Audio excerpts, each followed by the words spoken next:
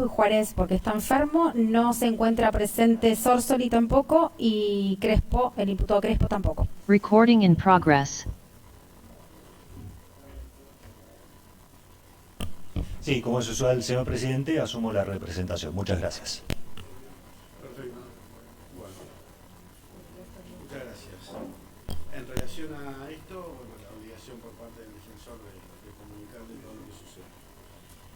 Bueno, por último, en esta etapa voy a desarrollar lo que es la calificación penal y lo que es, en definitiva, la adecuación típica de esa conducta o de las conductas de los imputados a los tipos penales. Voy a comenzar con la primera de ellas, que es la desaparición forzada.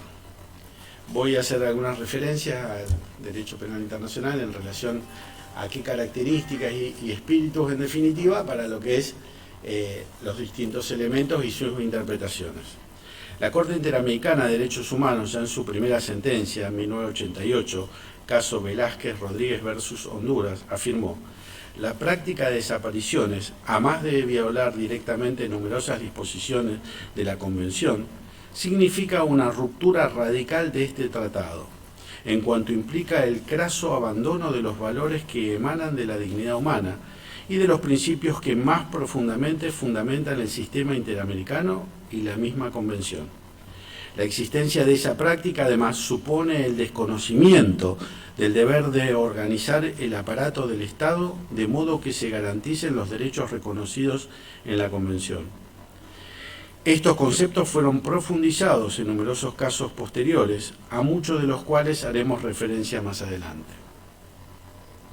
A pesar de que esta práctica fue calificada de grave violación de los derechos humanos y de crimen internacional, solo con la adopción de la Convención Interamericana para la Protección de todas las personas contra las desapariciones forzadas en el año 2006, se consagraría en un instrumento internacional el derecho humano a no ser sometido a una desaparición forzada.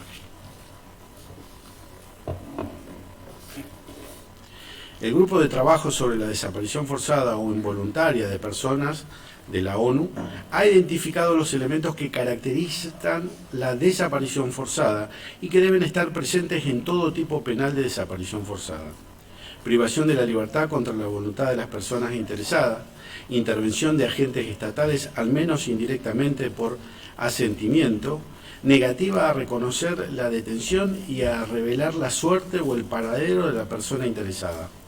La Corte Interamericana de Derechos Humanos ha reiterado que los elementos concurrentes y constitutivos de la desaparición forzada son la privación de la libertad, la intervención directa de agentes estatales o la aquiescencia de estos, y por último, la negativa a reconocer la detención y de revelar la suerte o el paradero de la persona interesada. Caso Osorio Rivera y familia versus Perú, del año 2013. Los elementos que necesariamente deben estar presentes cuando se trata de una desaparición forzada fueron tomados por nuestra legislación al momento de incorporar el tipo penal de nuestro Código Penal mediante la Ley 26.679, Boletín Oficial del 9 de mayo del 2011, en el artículo 142 ter. Allí dice que corresponde una pena de 10 a 25 años al funcionario público o a la persona o miembro de un grupo de personas que, actuando con autorización, el apoyo o la aquiescencia del Estado, de cualquier forma, privada de libertad a una o más personas cuando este accionar fuera seguido de la falta de información o de la negativa a reconocer dicha privación de libertad o de informar sobre el paradero de la persona, y se prevé que la pena será de prisión perpetua si resultare la muerte de la víctima. Todos los aspectos descriptivos formaron parte del accionar delictivo de los acusados. Franco Casco fue privado de su libertad, como fue extensamente probado e incluso admitido, aunque con falsedades, por los imputados, y se brindó información falsa o incorrecta sobre lo ocurrido con él. Se omitió en otras ocasiones dar información al respecto. Hasta se efectuaron maniobras tendientes a desviar la investigación sobre su paradero, como las menciones a que había sido visto con posterioridad a que la policía lo retuviera, en lugares donde fue probado nunca estuvo. En cuanto a la participación de los agentes estatales, en el caso resulta evidente que todos los acusados revisten dicha calidad y no ha sido controvertido en este juicio.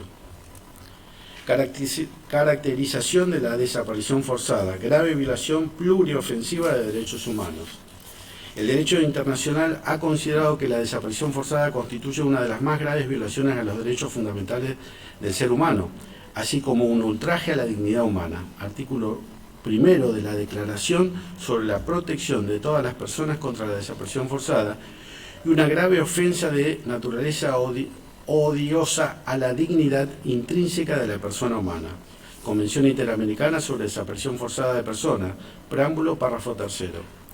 La jurisprudencia y la doctrina han dicho que la desaparición forzada es una violación de los derechos a la seguridad de la persona, a la protección de la ley, a no ser privado arbitrariamente de su libertad, al reconocimiento de la personalidad jurídica de todo ser humano y a no ser sometido a torturas ni a penas o tratos crueles, inhumanos o degradantes. Además pone gravemente en peligro el derecho a la vida.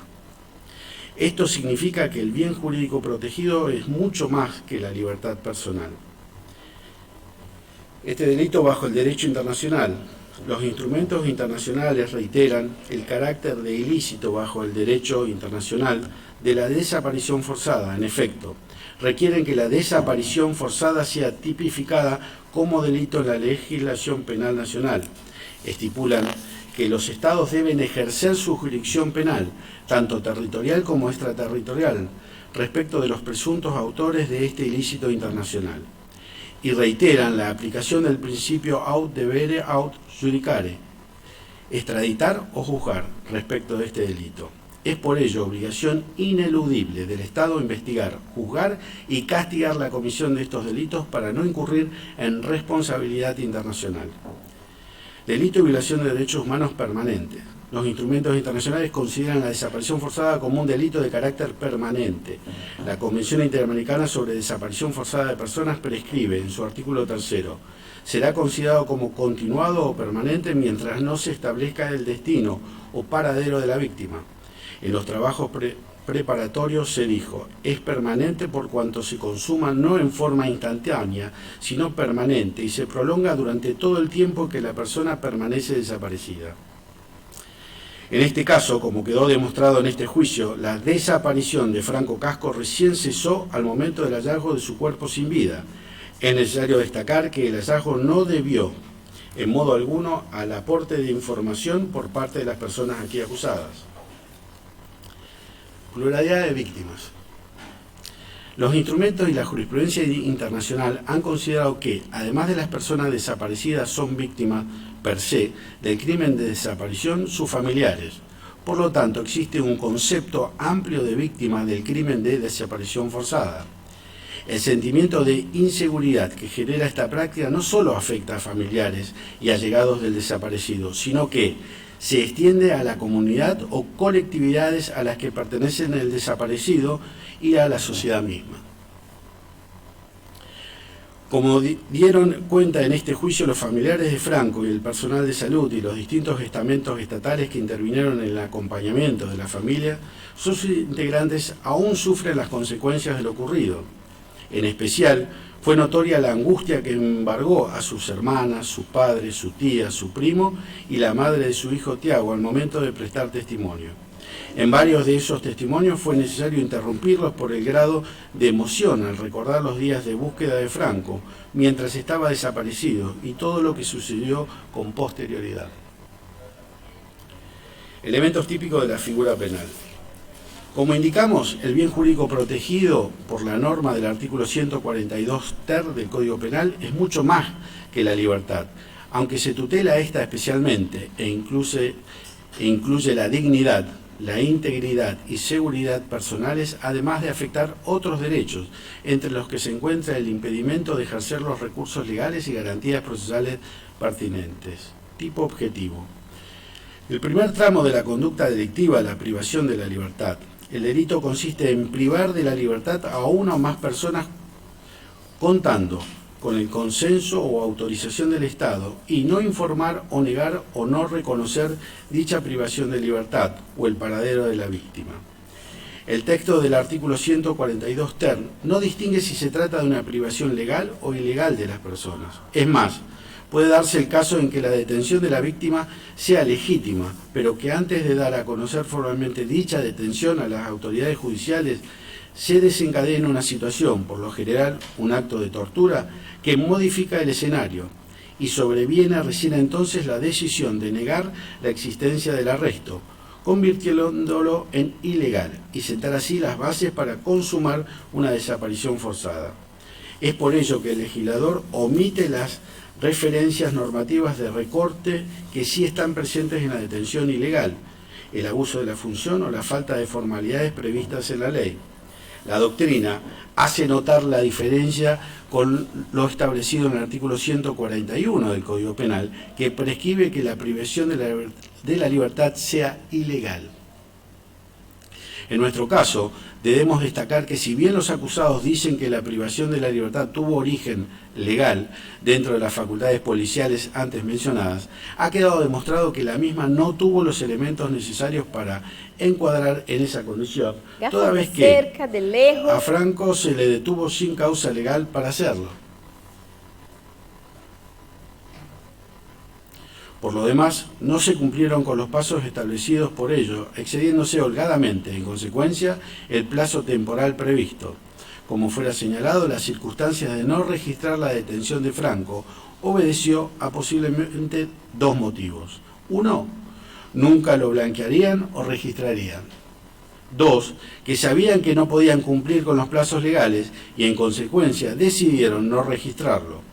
Como oportunamente señalamos, estas circunstancias además les daba tiempo para decidir qué hacían con Franco. Por lo demás, el registro de detención de Franco se hizo en una fecha distinta de aquella en la que realmente ocurrió.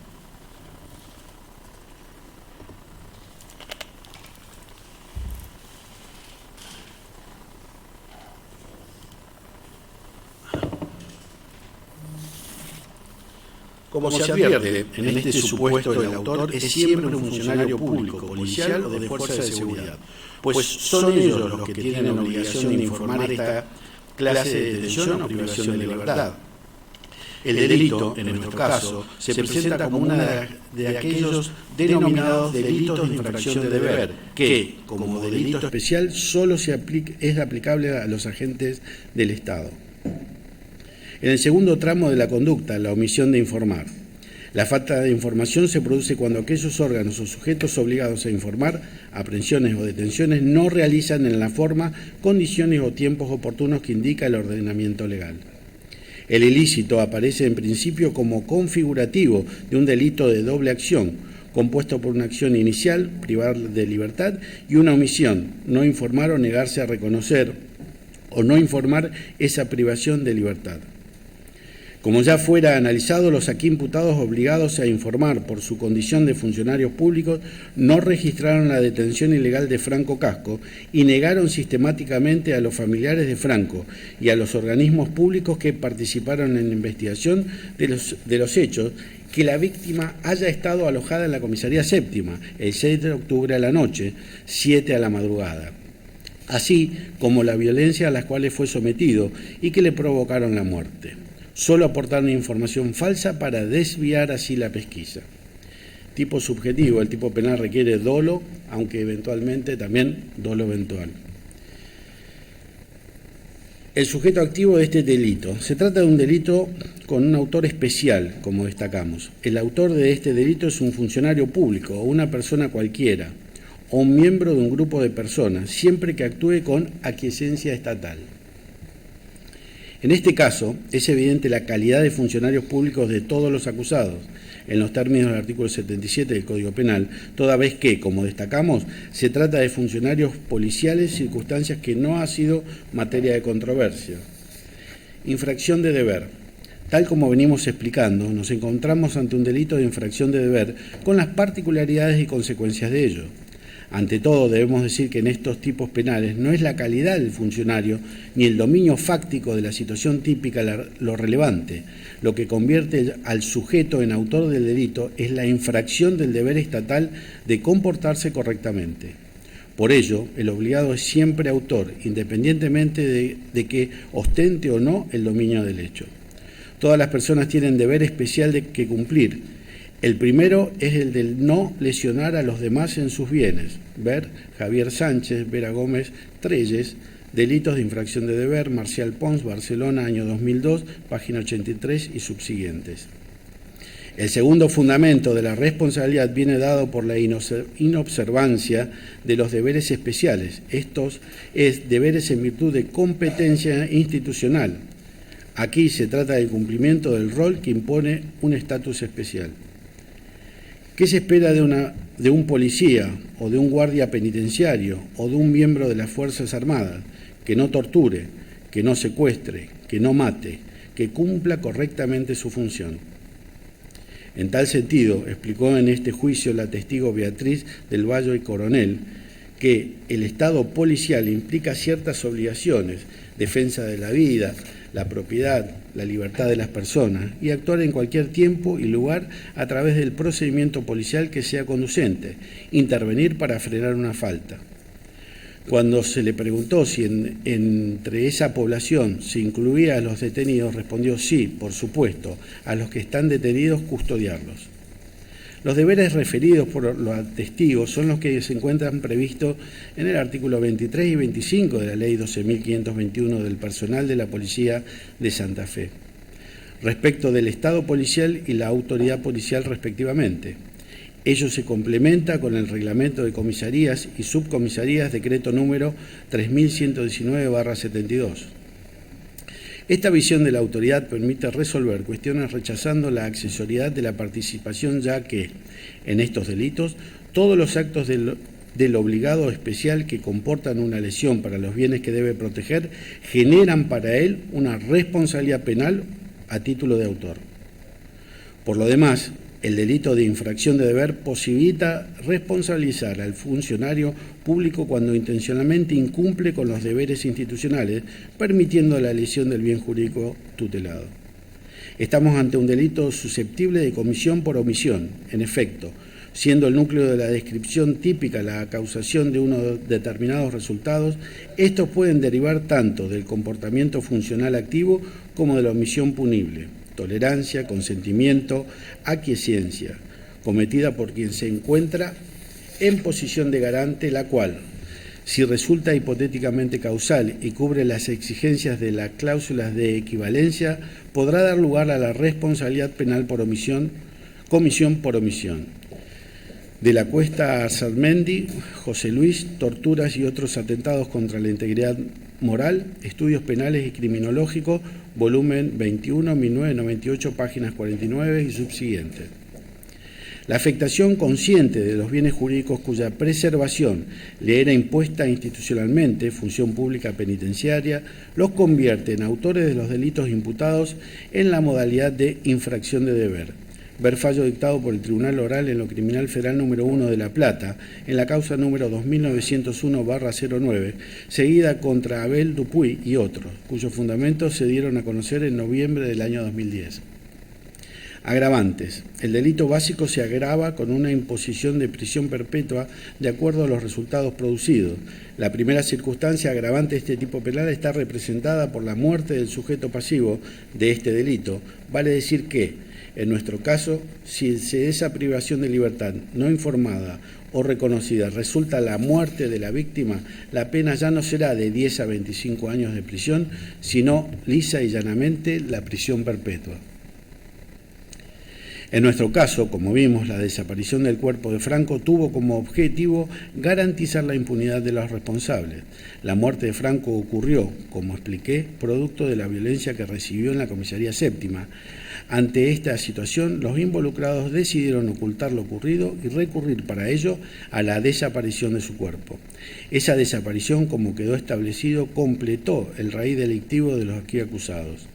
Con todo ello, considero que la conducta de los imputados se encuadra en las previsiones del artículo 142 ter, con la agravante del segundo párrafo del Código Penal. Torturas.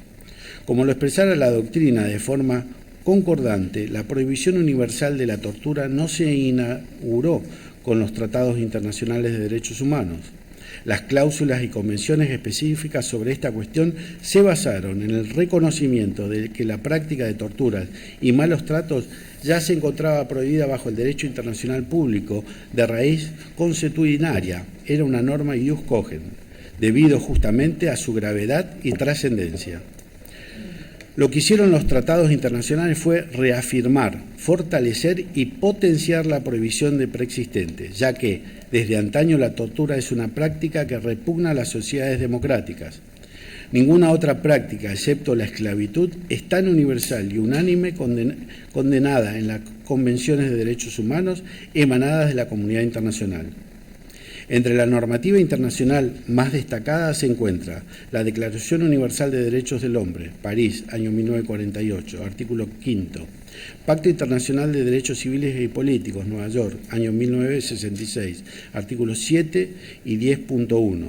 Fue expresamente tipificada como un crimen en el Estatuto de Roma, que dispuso la creación de la Corte Penal Internacional, en el artículo 7, apartado 1F. A nivel local se encuentra presente la Comisión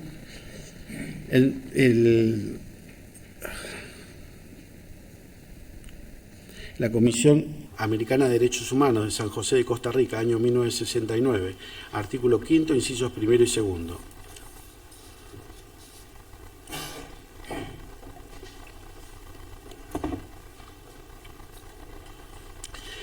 La preocupación internacional por la materia, a su vez, determinó la sanción convencional de convencionales específicas, a nivel universal, la Convención contra la Tortura y otros tratados o penas crueles, inhumanos o degradantes, adoptada por la Asamblea General de la ONU, año 1984, y a nivel regional, la Convención Interamericana para Prevenir y Sancionar la Tortura, OEA, Cartagena de Indias, 1985.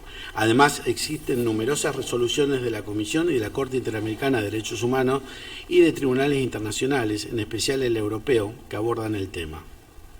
En nuestro país, la prohibición absoluta de la tortura fue decretada por la Asamblea del año 13, Asamblea General Constituyente y Soberana de 1813, y luego fue incluida en la Constitución, en el artículo 18 del año 1853. A ello se suma que, con la reforma constitucional de 1994, varias de las convenciones internacionales mencionadas adquirieron jerarquía constitucional.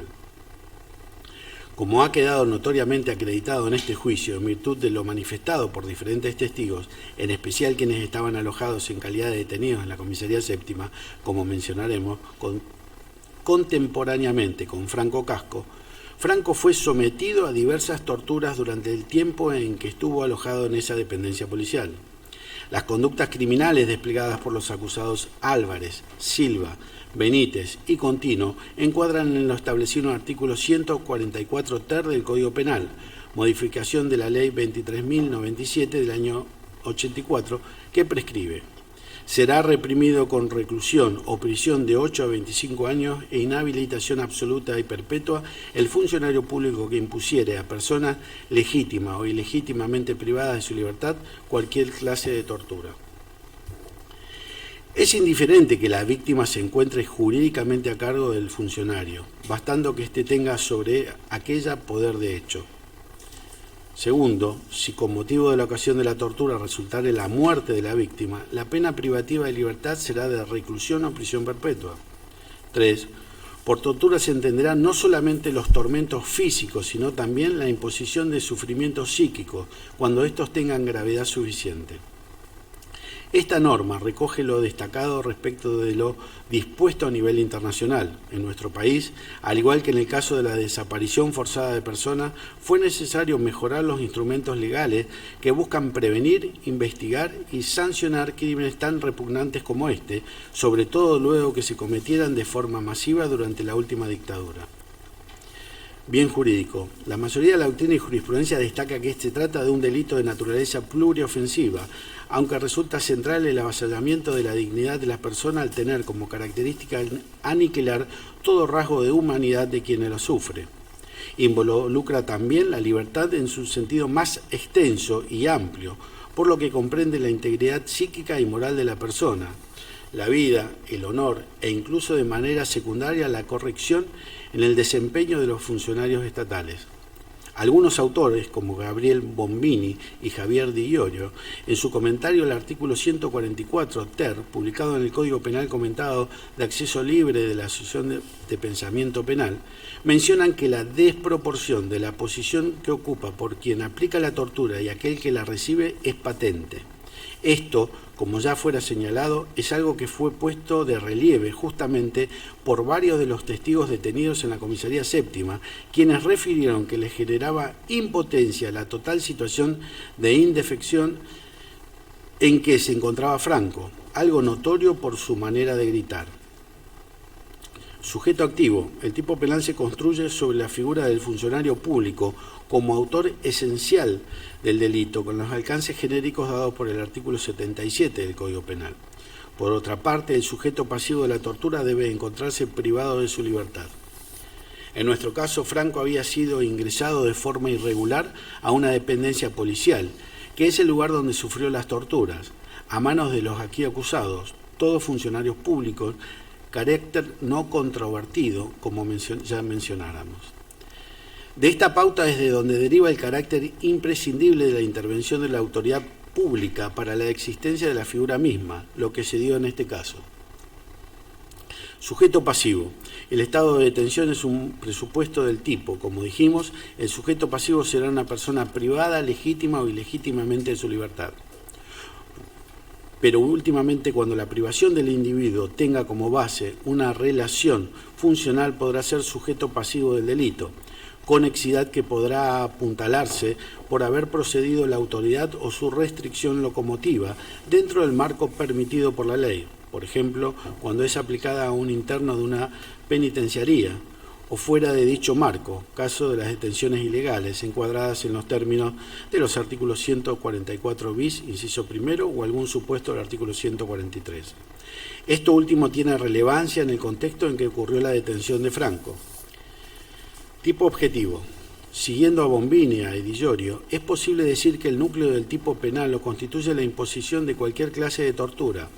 Entiéndase, aquellos actos que supongan un grave sufrimiento psíquico o físico a una persona privada de su libertad, sea legítima o ilegítima, ejecutados de manera intencional por agentes estatales o por particulares que obren bajo su amparo, sin que deba atenderse a la motivación que se persiga con ellos. De tal modo, esta concepción comprende tres elementos: la intensidad del padecimiento infringido, la intervención funcional, directa o indirecta, en el hecho que le sirva de sostén, y C, la irrelevancia en la indagación de la finalidad específica de los intervinientes. Son los instrumentos internacionales de derechos humanos especializados los que brindan una orientación complementaria para la delimitación adecuada y definitiva del concepto existente en nuestro Código Penal.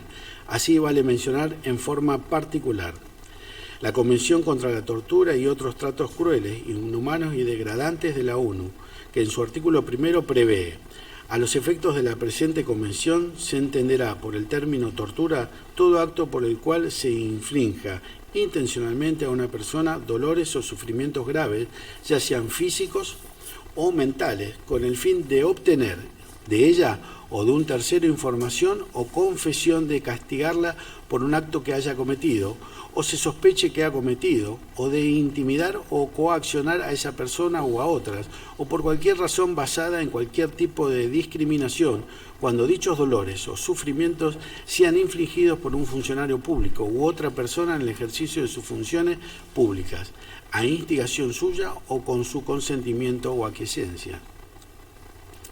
La Convención Interamericana para Prevenir y Sancionar la Tortura de la OEA, que en su artículo segundo estipula: para los efectos de la presente convención se entenderá por tortura todo acto realizado intencionalmente por el cual se inflijan a una persona penas o sufrimientos físicos o mentales con fines de investigación criminal, como medio intimidatorio, como castigo personal, como medida preventiva, como pena o cualquier otro fin.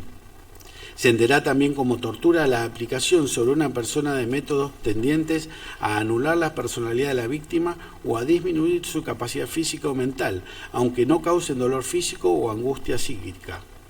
En Argentina, la modificación de la Ley 23.097, que incorporó el inciso tercero, artículo 144.3 del Código Penal, ha pretendido ser abarcativa.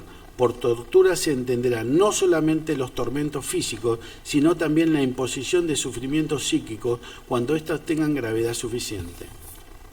Ambos casos de sufrimiento fueron padecidos por Franco Casco, como ya lo explicamos y probamos. Modalidad y tipología de la tortura. Luego de haber destacado los aspectos principales de la figura, debe advertirse que las modalidades que logran adquirir los actos que configuran tortura son múltiples y variadas, las que obviamente pueden darse de manera combinada. En nuestro caso, quedó probado que Franco fue golpeado violentamente por un tiempo prolongado.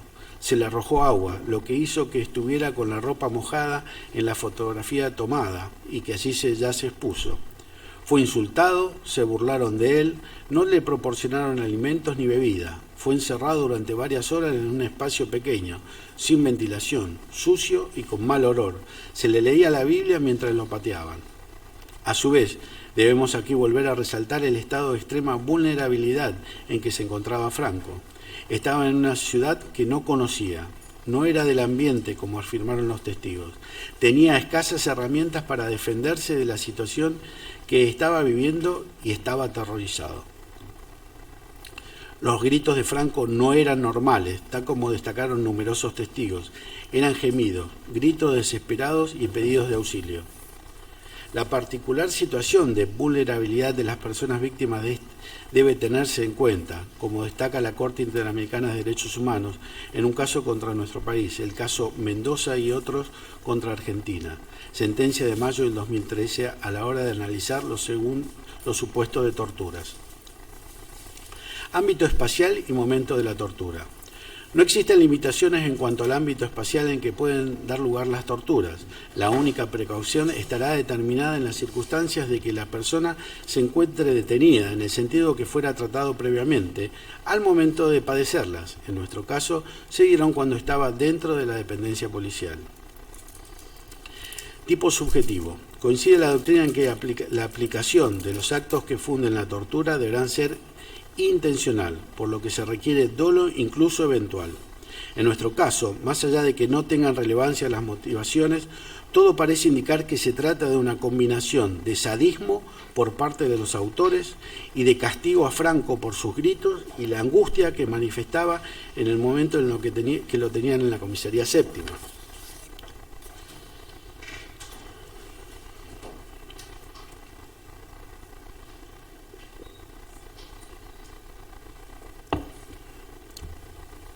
Agravante de la penalidad en razón del resultado.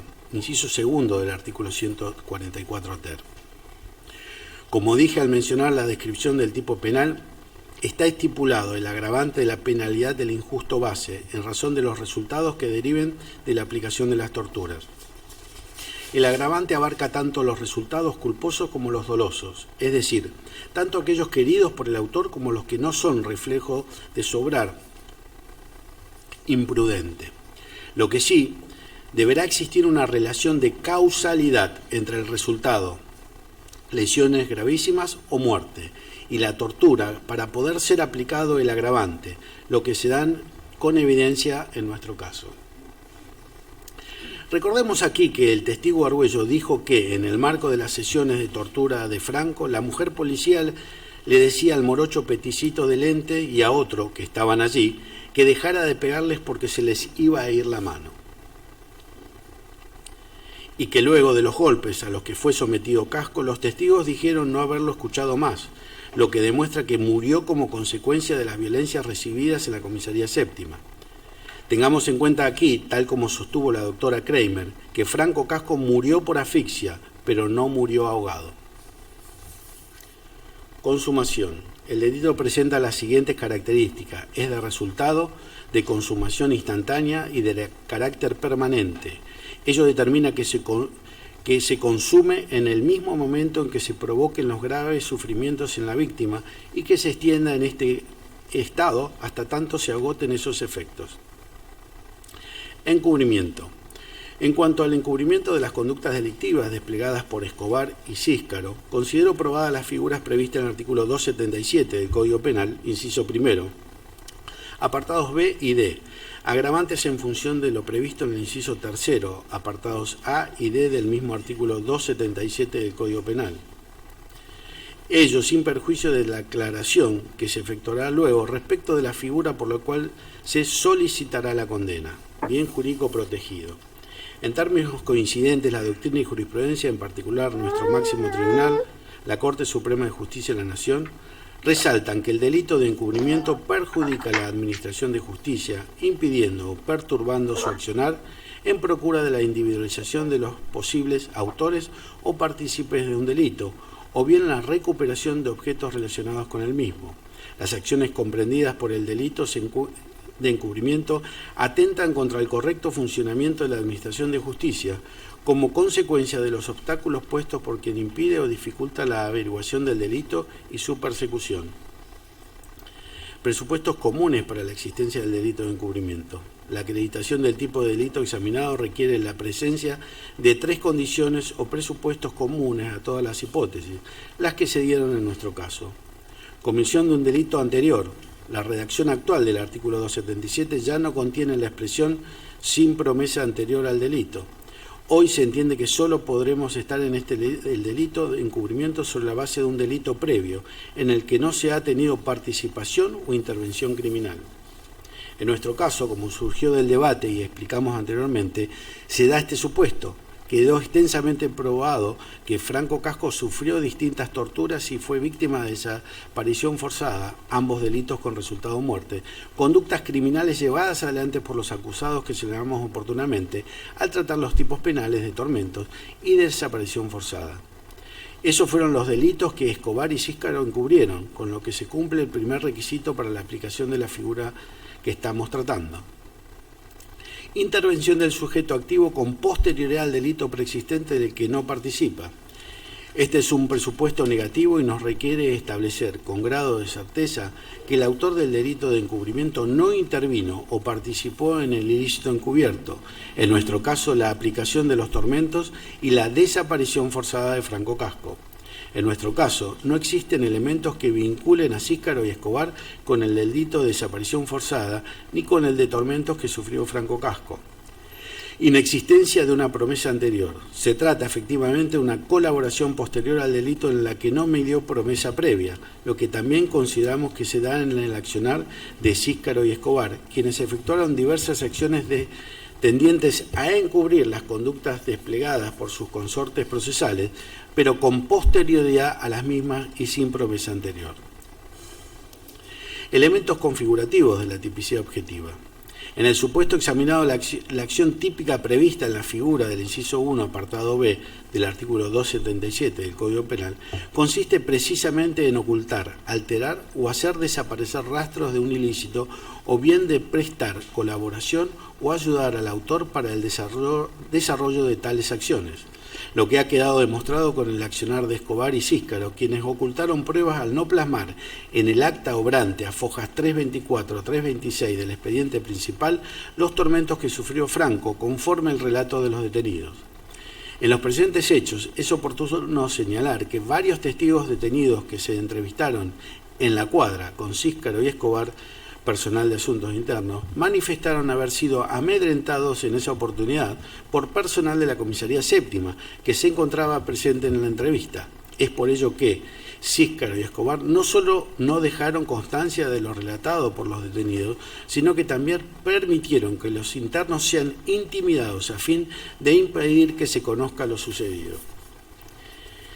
Elementos configurativos de la tipicidad subjetiva dolosa. En los dos supuestos abordados, previstos en el inciso 1b y d del artículo 277 del Código Penal de la Nación, se exige la presencia de una conducta dolosa, ya sea directa o eventual.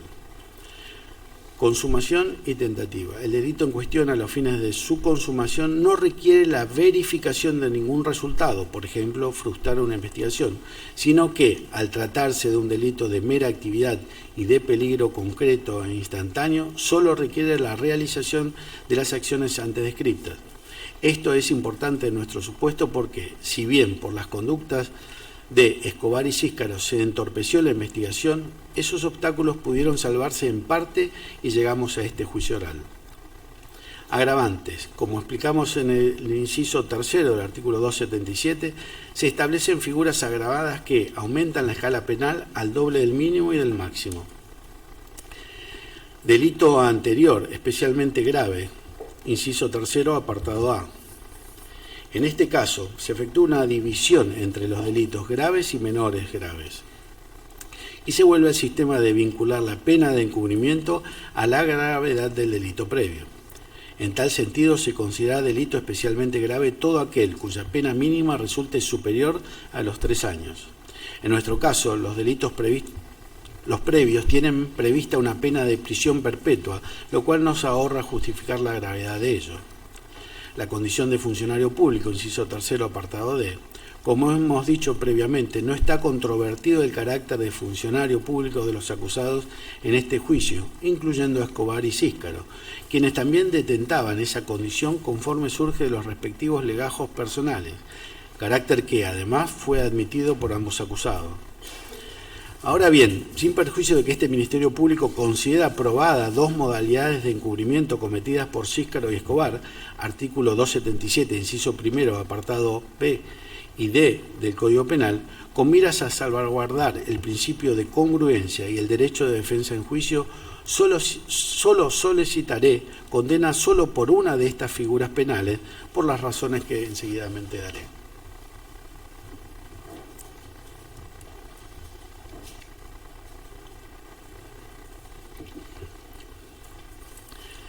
Si bien en sus respectivas indagatorias se enrostró a Císcaro y Escobar no haber denunciado la perpetración del delito mencionado, figura prevista en el inciso primero, apartado D del artículo 277 del Código Penal, tanto el procesamiento, el acuerdo de Cámara como el requerimiento de elevación a juicio calificaron las conductas de ellos por error, a mi entender, en las previsiones del inciso primero, apartado B y E del artículo 277 del Código Penal, omitiéndose el análisis de la figura prevista en el inciso primero, apartado D.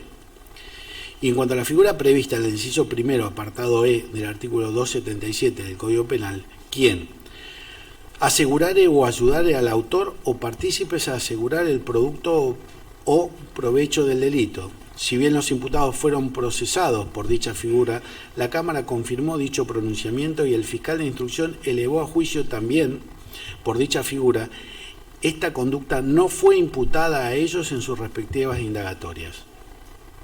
Lo expuesto y conforme al referido principio de congruencia, solo solicitaré condena solo por la conducta prevista en el inciso primero, apartado B del artículo 277, agravada por el inciso tercero, apartado A y D del Código Penal, donde se pena a quien ocultare, alterare o hiciere desaparecer los rastros, pruebas o instrumentos del delito, o ayudare al autor a partícipe o a ocultarlos, alterarlos o hacerlos desaparecer. Falso testimonio. En este caso se dan los requisitos típicos para encuadrar la conducta de Alberto Daniel Crespo en las previsiones del artículo 275, primer párrafo del Código Penal. En primer lugar, el imputado reúne las condiciones de sujeto activo de este delito, ya que es testigo, al cual cabe definir como la persona física que, en un juicio o procedimiento, declara sobre los hechos que han caído bajo la acción de sus sentidos. Por otra parte, el imputado realizó la conducta típica prevista en la norma en cuestión a través de sus numerosas declaraciones falsas.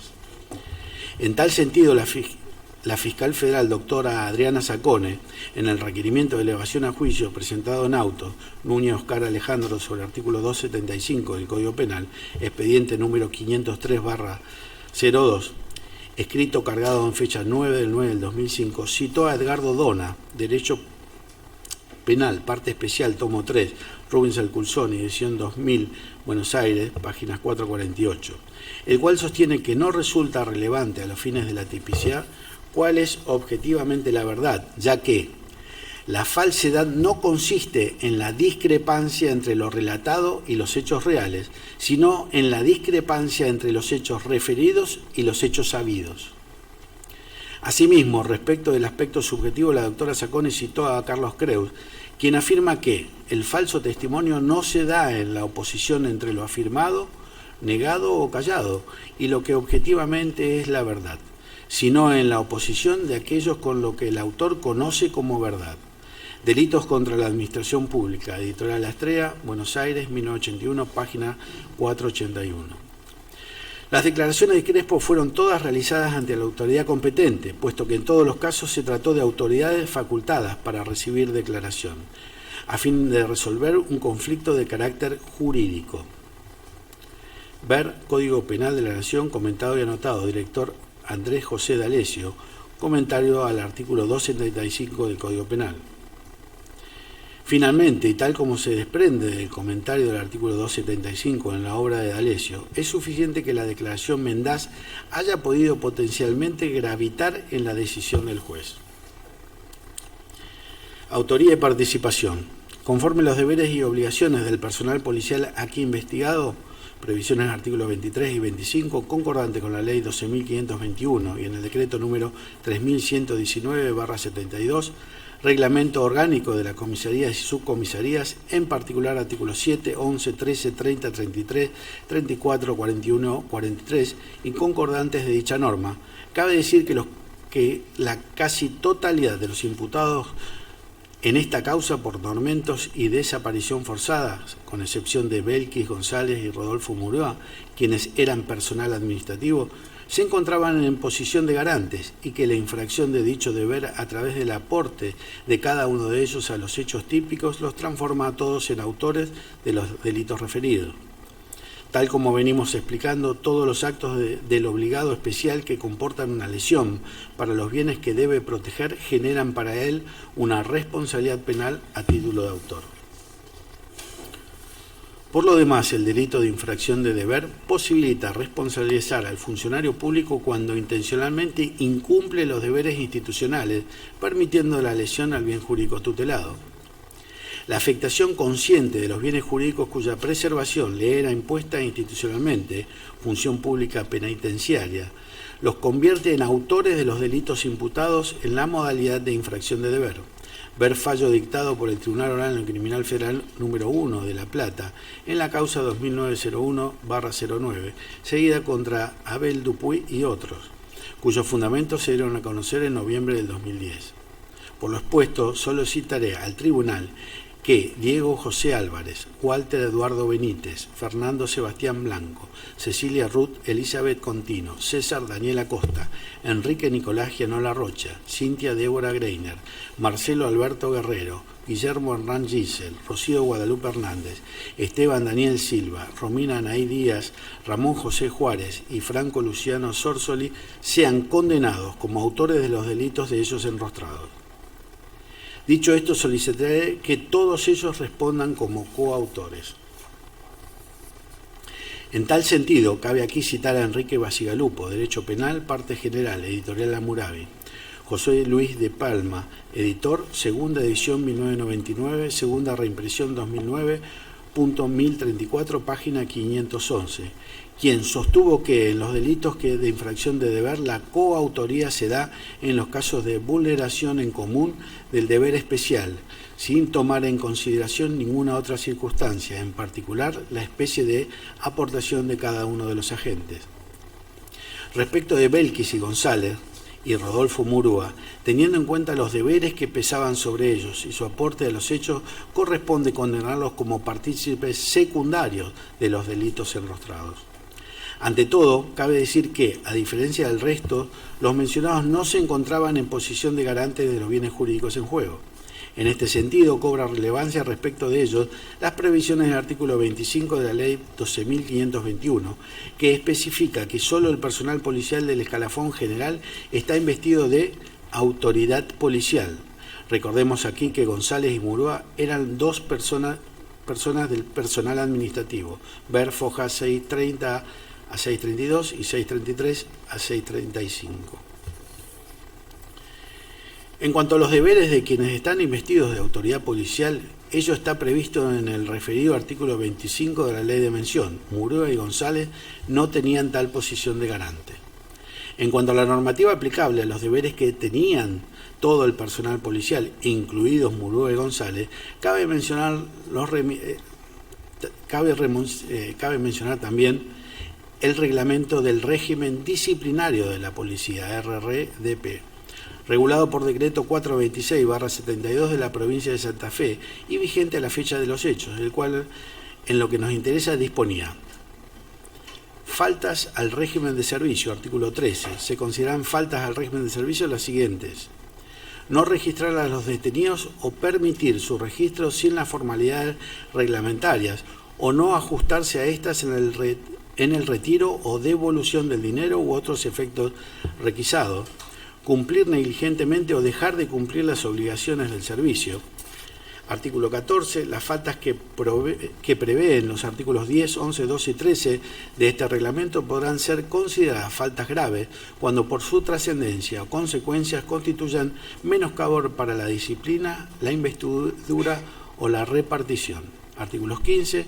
Se considera falta grave la siguiente: el uso arbitrario de los poderes disciplinarios, la no represión de transgresiones, la ocultación de las mismas, omitiendo en su oportunidad la denuncia o comunicación de hechos que pudieran constituir falta administrativa, o la parcialidad en la investigación de aquella. Ordenar o asentar falsas anotaciones en libros de guardia, legajos y cualquier otra documentación destinada a registrar actividades propias de la institución. De igual modo, omitir o hacer omitir anotaciones, salvo cuando quedaran demostrado que se trata de una mera negligencia. Todo acto que afecte gravemente la disciplina, el prestigio o la responsabilidad de la repartición o de la dignidad del funcionario. Por lo dicho, voy a pedir su condena como partícipes en los términos que a continuación referiré. Por tanto, resulta aplicable aquí lo dicho por Enrique Bacigalupo, Derecho Penal, Parte General, Editorial Hammurabi, José Luis de Palma, editor, segunda edición 1999, segunda reimpresión 2009.1049, página 517, quien sostuvo respecto de la participación: condición esencial de la participación es que el partícipe no haya realizado la acción típica. Esta delimitación negativa no debe entenderse en un sentido formal, sino material. Es preciso que el partícipe no haya tenido el dominio del hecho o no haya estado obligado por el deber especial en los delitos de infracción de deber. Dicho esto, vale decir que el aporte de ellos no puede ser considerado esencial. Los referidos omitieron informar sobre lo que conocieron en su rol de funcionarios públicos, reforzando de este modo la desinformación sobre lo ocurrido con Franco Casco y procurando su desaparición, y en eso consistió su aporte. Si bien realizaron un aporte al hecho punible, este no puede calificarse de necesario, por lo cual González y Murúa deberán ser condenados como partícipes secundarios del delito de desaparición forzada, agravada por la muerte de la víctima. En cuanto a Císcaro y Escobar, ninguna duda cabe que deberán responder como coautores del delito de encubrimiento, ambos garantes de los bienes en juego como funcionarios públicos designados para entrevistar a los alojados en la comisaría séptima, infringieron sus deberes funcionales y de modo realizaron la conducta típica. Respecto de la coautoría me remito a las consideraciones ya efectuadas. En cuanto a Alberto Daniel Crespo, debe responder como autor del delito de falso testimonio por ser quien prestó las declaraciones mendaces. Culpabilidad. Todos los aquí imputados cometieron su accionar comportándose de modo contrario a la norma, no existiendo causal de justificación o de inimputabilidad, habiendo actuado con plena conciencia de sus actos y teniendo plena libertad para dirigirlos. Señor presidente, si lo permite, iba a pedir un cuarto intermedio, unos minutitos. Perfecto.